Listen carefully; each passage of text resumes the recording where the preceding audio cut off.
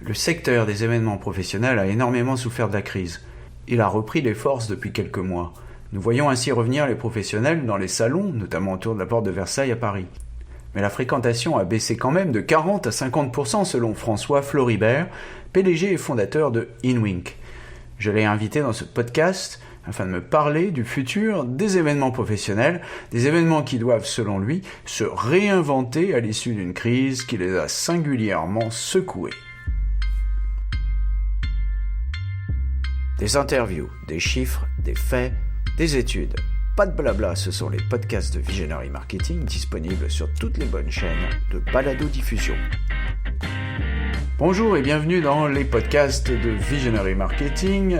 Je suis Yann Gourvenec. Le sujet du jour, quel futur pour les événements professionnels à l'issue de la crise, avec 3 idées qui nous sont suggérées par François Floribert, PDG et fondateur de InWink. Jusqu'à fin 2019, les événements professionnels B2B se tenaient principalement en présentiel selon l'expression consacrée. Ce format fonctionnait bien, mais du fait de son coût élevé, il était peu fréquemment pratiqué par les annonceurs, souvent avec un temps fort annuel par exemple. Début 2020, le Covid frappe. Se réunir physiquement devient impossible. L'énorme palais des expositions de la porte de Versailles, près duquel Visionary Marketing est installé, un des plus grands d'Europe, ferme ses portes sur le salon de l'agriculture. Les entreprises, qui doivent continuer à trouver des solutions pour discuter avec leur communauté, se précipitent alors sur un mode de réunion qui existait depuis longtemps, le webinaire. 100% des événements en 2020 se font en ligne, nous explique François. Les professionnels sont bombardés d'invitations. Une grosse fatigue s'installe. Ces webinaires sont très limités dans l'interaction, nous dit-il, donc finalement peu satisfaisants pour les deux parties. Mais quel avenir pouvons-nous imaginer pour les événements professionnels en sortie de cette crise ? Je vous laisse en compagnie de François Floribert qui vous proposera 3 solutions pour égayer ces événements et réenchanter les salons professionnels. Alors je suis avec François Floribert. Bonjour François, vous êtes CEO et fondateur de InWink. Et nous allons parler, bien entendu, puisque c'est votre métier, des événements. Et alors, s'il y a un métier qui en a pris vraiment plein la figure pendant le Covid, c'est bien le vôtre, celui de l'événementiel. Alors, est-ce que vous pouvez nous faire brièvement un bilan de sortie de crise ? Bonjour Yann, oui tout à fait.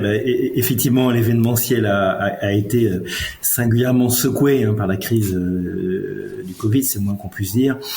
Et si on fait effectivement un petit bilan en retraçant ce qui s'est passé sur les 2-3 dernières années, qu'est-ce qu'on remarque ? On remarque que jusqu'à la fin d'année 2019, l'événementiel B2B, donc business to business, est principalement présentiel. Donc on se rencontre, on échange, on assiste à des sessions, et puis on se serre la main, l'événement est terminé, et puis on se dit à la prochaine fois. Ce format-là était un format qui fonctionnait bien parce qu'il est favorable, il facilite les interactions entre les gens, donc il marche plutôt pas mal. Par contre, il est coûteux parce qu'il faut réserver un endroit, il faut préparer, il faut accueillir, bref. Donc un format qui marche bien mais qui est coûteux, et donc les annonceurs le faisaient de façon assez peu fréquente, souvent avec un temps fort annuel par exemple, et puis on se revoit l'année prochaine. Donc voilà. Début 2020, le Covid frappe et bien sûr le présentiel est interdit. Donc tout d'un coup, on peut plus se réunir sur un lieu. Tout le monde, les entreprises, les annonceurs doivent continuer à trouver des solutions pour discuter avec leurs audiences. Donc ils se précipitent sur quelque chose qui existait déjà, qui s'appelle le webinaire. Donc le webinaire, qu'est-ce que c'est ? C'est un petit événement format court en ligne. Et puis voilà. Donc c'était une solution à ce moment-là. Toute l'année 2020, 100% d'événements en ligne. Voilà, les audiences sont bombardées d'invitations à des webinaires. Voilà, il y a un petit peu de fatigue qui s'installe parce que ces webinaires se ressemblent tous les uns les autres et puis sont très limités dans l'interaction qu'on peut avoir. Donc finalement assez peu satisfaisant pour les deux parties que sont l'organisateur et qui sont les participants. Mais il fallait bien faire quelque chose. Donc 2021, retour du présentiel partiel avec les jauges qui sont définies et réajustées en fonction de l'évolution de la crise sanitaire. Donc là, la difficulté pour les organisateurs et les annonceurs, c'est de s'adapter à quelque chose qui est très changeant. Certains organisateurs de gros événements, on peut citer par exemple BPI France, qui organise beaucoup d'événements, notamment un très gros événement à l'hôtel Accor Arena. Qui un mois avant attend 30 000 personnes et puis 2 semaines avant finalement ne peut en accueillir que 5 000. Donc nécessité de s'adapter très très vite en fonction de l'évolution des jauges.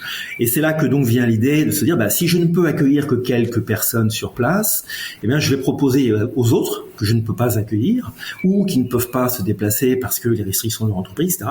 Je vais leur proposer d'assister en ligne à cet événement présentiel. Donc là, on est sur ce qu'on appelle maintenant l'événement hybride, une partie en présentiel et puis une partie en ligne. Donc voilà, un format qui a été testé en 2021, qui a ses avantages, qui a ses inconvénients.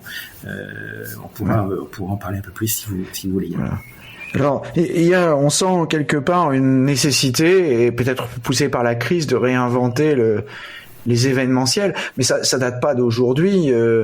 Hervé Bloch, qui est un habitué de nos colonnes, que vous connaissez bien, a pas mal disrupté d'ailleurs ce marché de l'événement B2B, et il ne mâche pas ses mots d'ailleurs.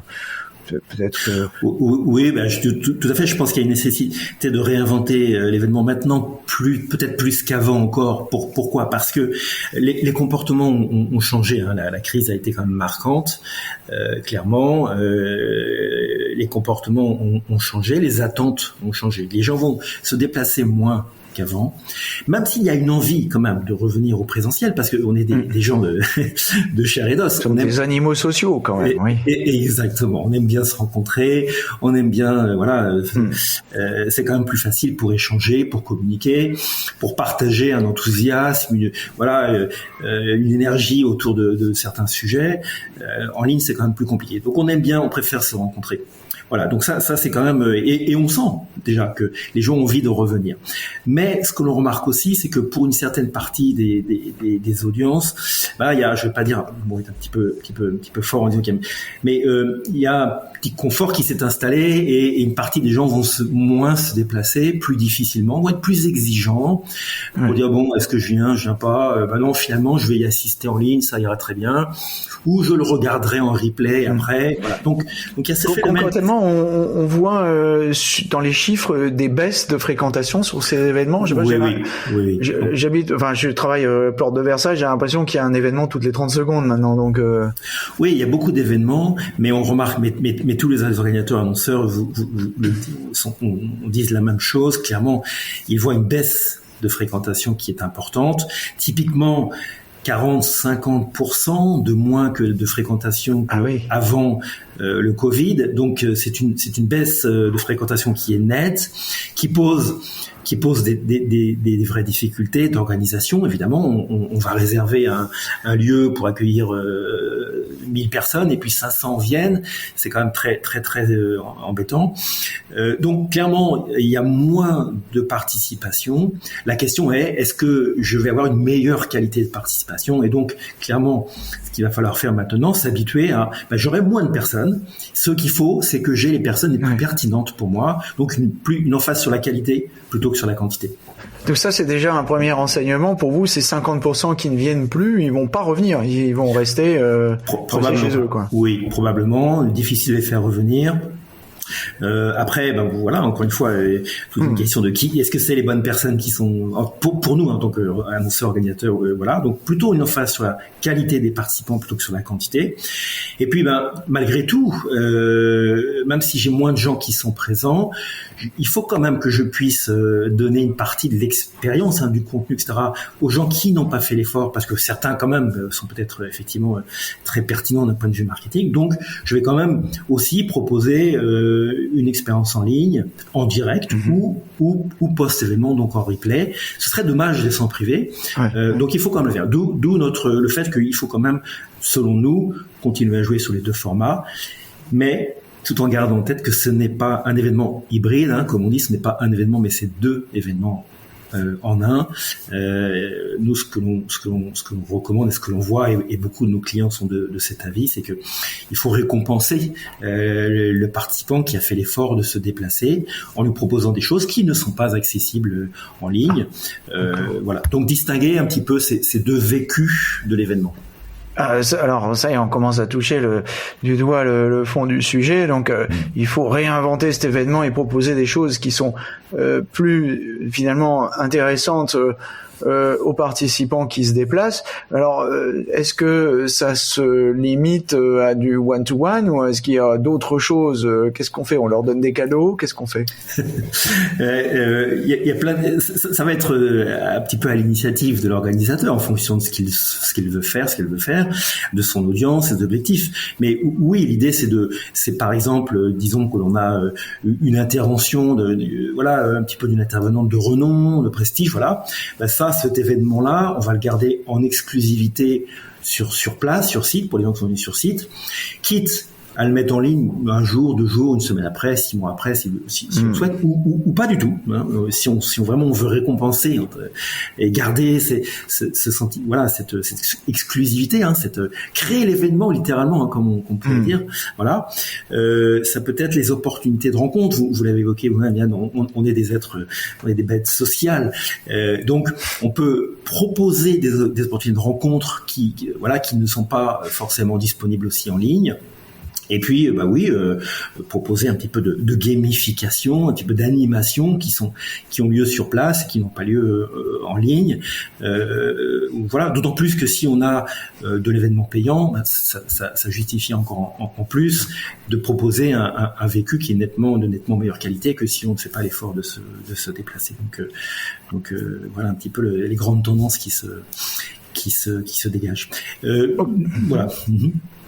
Ok, donc c'est compris. Donc il faut réinventer et proposer de la personnalisation, de la gamification. Bon, alors maintenant on va rentrer vraiment dans le gras du sujet parce que vous allez nous montrer à quoi va ressembler l'événement du futur. Alors moi, il y a un article qui a attiré mon attention dans CB News que vous avez rédigé il y a pas très longtemps et qui parlait des événements Hub and Spoke. Alors là, ça c'est un premier exemple. Alors allons-y. Qu'est-ce que c'est l'événement Hub and Spoke? L'idée, voilà, tout à fait. L'idée en fait, c'est on a vu que l'événement présentiel et l'événement digital, l'un ne remplace pas l'autre. C'est un des éléments, un des enseignements clés des 2 dernières années, c'est que il ne faut pas les voir comme des concepts qui s'opposent, mais qui se complètent. Parce que on a vu les comportements, les attentes et les possibilités ne sont pas les mêmes. Voilà, si on prend un parallèle, on peut dire que les vidéos, les concerts enregistrés sur YouTube n'ont pas remplacé les concerts live, et c'est bien comme ça. Et on espère que les plateformes de cinéma ne remplaceront pas le vécu d'aller au cinéma. Voilà. Donc l'événement présentiel et l'événement digital ne s'opposent pas, ils se complètent. Donc si on réfléchit sur comment on peut jouer astucieusement sur ces deux formats pour les compléter, il y a des tendances nouvelles qui se dégagent. Alors donc la première, c'est de combiner, de jouer des petits événements digitaux entre des événements présentiels. Ça, c'est une astuce qui est utilisée par beaucoup d'organisateurs maintenant et qui marche bien. Je fais des petits événements mensuels, voire hebdomadaires en ligne, et puis comme ça, je garde un lien avec mon audience, et puis je crée l'excitation en anticipation de mon événement présentiel. Vous voyez, ça peut aussi aider à justement avoir une meilleure participation à mon événement présentiel. On parlait tout à l'heure de la difficulté à faire revenir les gens. Une des astuces aussi, c'est de garder l'audience, de garder l'engagement au travers d'événements digitaux. Et puis, si on regarde un petit peu plus loin, on se dit, voilà, Imaginons, je fais un événement présentiel, on va dire par exemple à Paris, je prends l'exemple de la France, j'en ouvre l'accès en ligne pour les gens qui ne peuvent pas se déplacer, mais finalement j'ai des audiences qui m'intéressent beaucoup, à Nantes, à Lille, à Strasbourg, à Marseille, à Lyon. Bien. Si je propose à ces gens, à Lyon, à Marseille, d'assister à mon événement depuis leur ordinateur ou depuis leur smartphone, c'est intéressant, mais ils vont être tout seuls en fait à regarder l'événement sur un petit écran. Bon, c'est pas mal, mais c'est quand même un peu dommage. Si par contre, je propose une petite déclinaison de mon événement à Paris, à Lyon, présentiel, n'est-ce pas ? Une autre à Marseille, une autre à Lille, tout ça en même temps, je vais donc avoir des gens qui vont venir à un événement présentiel à Lyon, un autre à Marseille. Je vais pouvoir diffuser à Lyon, par exemple, une partie de l'événement de Paris, voire l'inverse. D'accord ? Et donc, je vais avoir des gens qui vont se retrouver en présence à Lyon, qui vont assister à une petite, une déclinaison locale de l'événement, pas assister en ligne tous ensemble autour d'un grand écran à une partie de l'événement de Paris, et donc ils pourront interagir entre eux. Donc, on combine là les avantages du présentiel et du digital, en provoquant un événement en étoile, comme on dit, donc autour de l'événement présentiel principal. C'est le concept du Hub and Spoke, un format qui est très prometteur, alors qui va demander un petit peu de ressources pour le préparer, parce que vous l'avez vu, vous devinez que pas si simple que ça à mettre en œuvre, mais si on y arrive, on peut aussi imaginer ces déclinaisons au niveau mondial ou global, avoir un événement.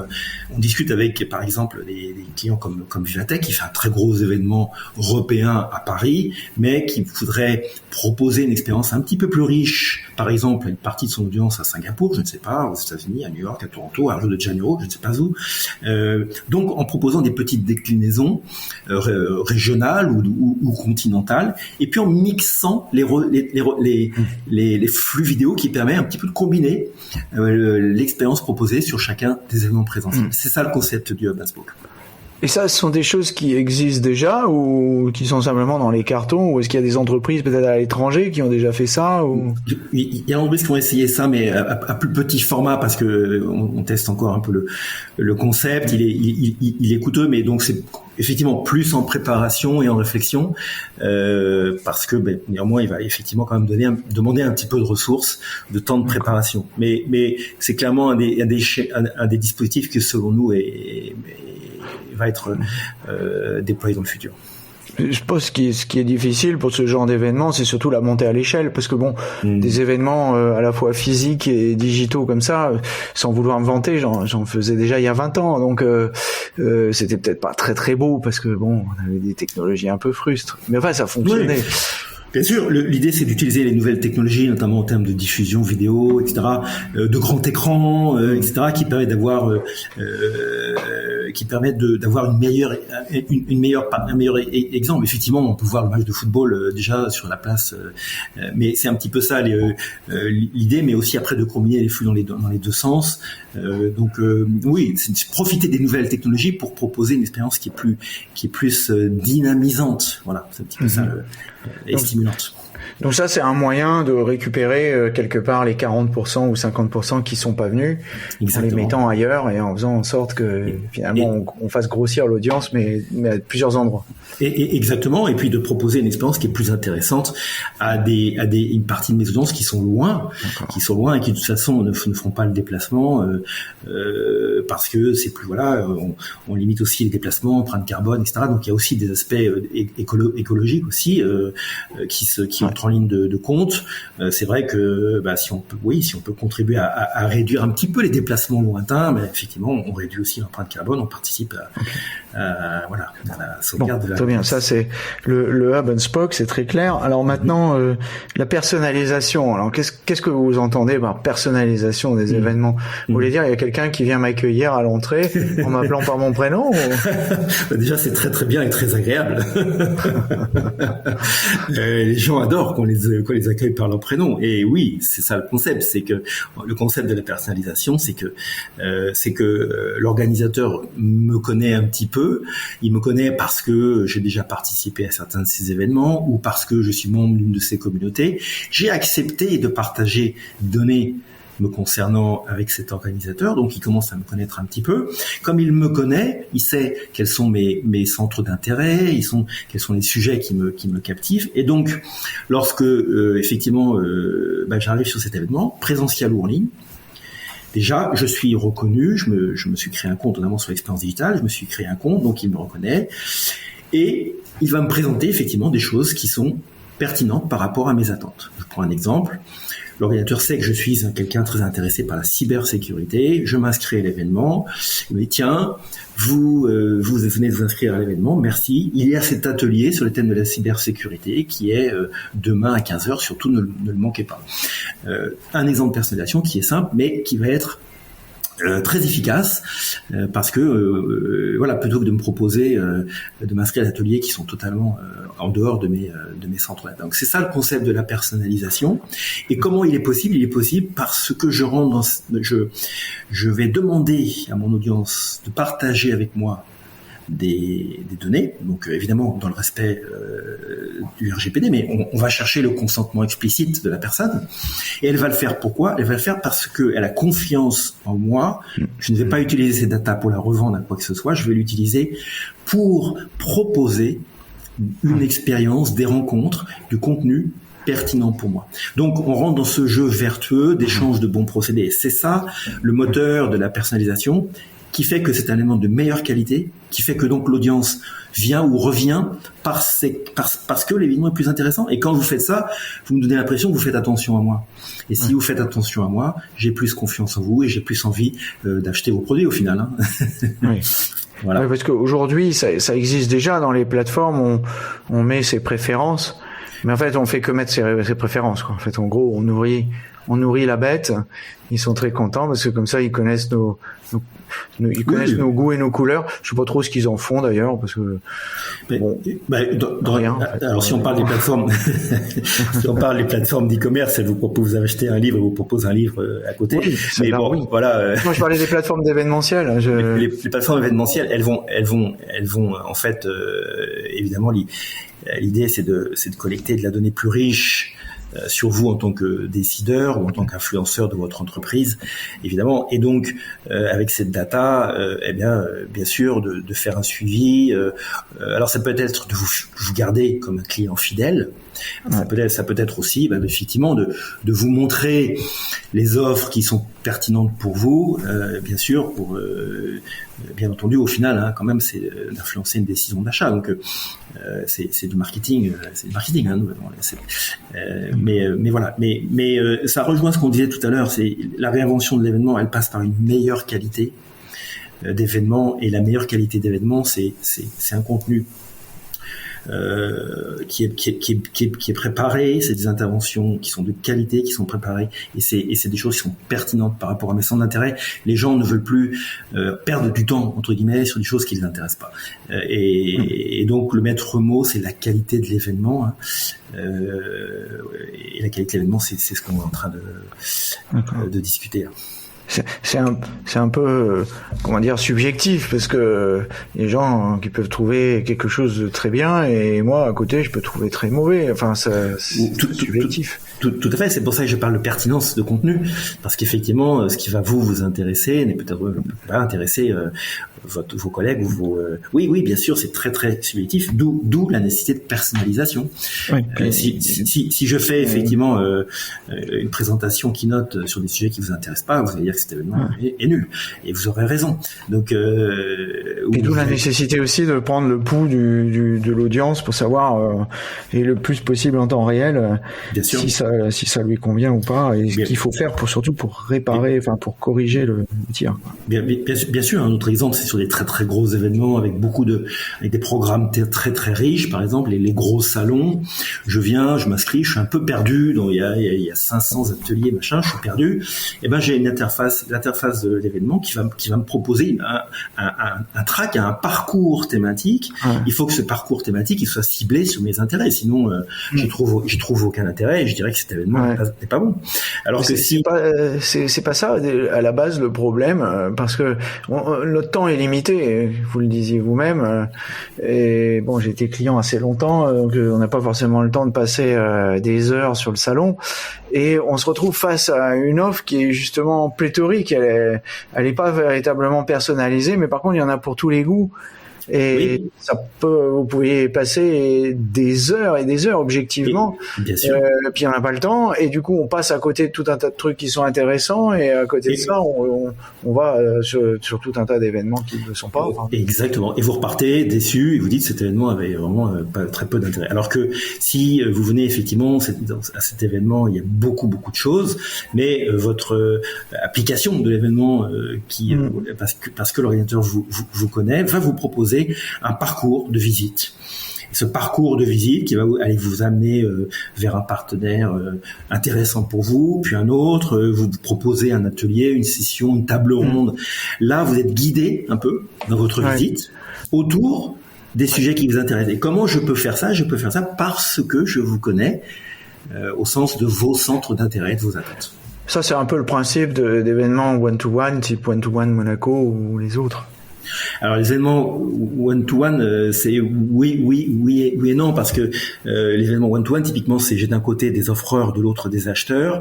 Je fais venir les offreurs qui sont les payeurs pour l'événement, et puis les acheteurs viennent souvent invités avec l'engagement qu'ils assistent à des rencontres one-to-one. Alors si on s'arrête là, comme c'est le cas de beaucoup de ces événements maintenant, ce qu'on se rend compte, c'est qu'effectivement, un meeting one-to-one sur 2 ou 3 ou 4 est intéressant. Donc voilà, donc c'est un format qui est assez intéressant et efficace, mais pour autant, il faut aussi là encore le cibler et s'assurer que les one-to-one qui sont organisés sont pertinents et pour l'acheteur et pour l'offreur, parce que si à vos offreurs vous avez des gens qui ne sont pas, par exemple, des décideurs ou qui ne sont pas du tout intéressés par ce que vous leur offrez, ils viendront par politesse ou parce qu'ils sont obligés, mais ils repartiront et vous aurez rien gagné. Donc oui, ce format a ses avantages, mais comme tout, il faut qu'il soit bien ciblé, bien maîtrisé et qu'il propose des rencontres pertinentes. Bien, encore une fois, on revient à ce mot-là pour chacun des deux acteurs. Ok, on comprend bien donc les enjeux de personnalisation. Dernier point, la gamification. Waouh, ça c'est des choses dont on parle depuis longtemps, ça, la gamification. On en parle beaucoup, mais on en voit peu en fait. Oui, parce que c'est compliqué. C'est comme l'humour, c'est compliqué. Quand ça marche bien, c'est très efficace. Quand c'est raté, la gamification, nous on n'est pas des spécialistes du sujet, on n'est pas du tout même là, on n'est même pas des. Ce qu'on observe, ce que font nos clients, ce qu'on remarque, c'est que quand c'est bien fait, ça plaît. Il n'y a pas de solution universelle. Il faut bien penser, le faire à bon escient, de façon qui est maîtrisée, au bon moment. On voit que par exemple les Nordiques font des événements. Et ils jouent beaucoup sur ces ils théâtralisent, ils font vous rentrez dans le hall d'accueil, il y a des je sais pas, alors ça va de simple orchestre de musique à des petits feux d'artifice, des machins. Donc il y a plein de pratiques, mais les gens aiment ça quand même, les gens aiment ça parce que c'est bien aussi d'avoir un petit peu de plaisir, quelques instants, et égayer sa journée professionnelle. Donc voilà, donc je fais une réponse un peu vague, un peu générale, parce que au final ça marche à condition d'être bien fait au bon moment, et pas trop, et puis et très ciblé aussi. C'est votre audience. Si vous avez les audiences sont pas toutes les mêmes, donc il faut pas qu'il y ait aussi un grand décalage entre ce que vous avez proposé et les personnes qui viennent. Parce que merci François, et puis bonne chance pour réinventer les événements du futur. Merci beaucoup. Surtout, n'oubliez pas de mettre une bonne note à ce podcast si vous l'avez apprécié.